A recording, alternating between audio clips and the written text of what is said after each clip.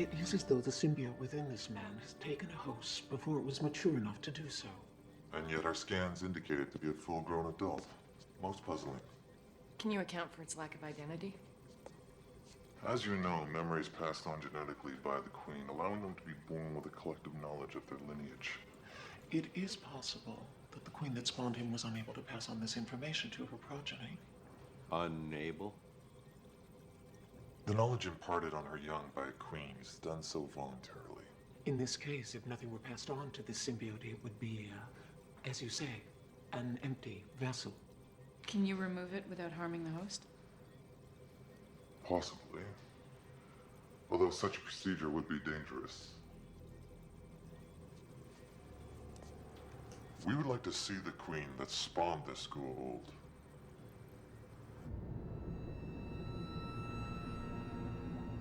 Not a pretty sight, even for a Goa'uld, huh? She is extremely old. She's been kept in this manner for decades? According to the Pangarans, they began using her for medical experiments over 50 years ago. She's been breeding symbiotes to make Tritonin for more than half that time. All right, now, how is that possible? I mean, how does she make kids without a man friend? Symbiote queens are able to fertilize their own eggs. It is essentially an asexual process. Is that why you guys take hosts? It is impressive that a primitive human culture could develop this process of creating such a drug. Does it bother you at all that they use Goa'ulds like this? No. Okay. The Goa'uld have done no worse than this to humans for centuries. That the Pangarans can use them for a beneficial result is surprising, but not morally objectionable to me. If that's what you mean. I believe her condition is the reason her offspring are not mentally developed. Most unfortunate. What is it? My scans indicate massive cellular degeneration. Quite simply, she is dying.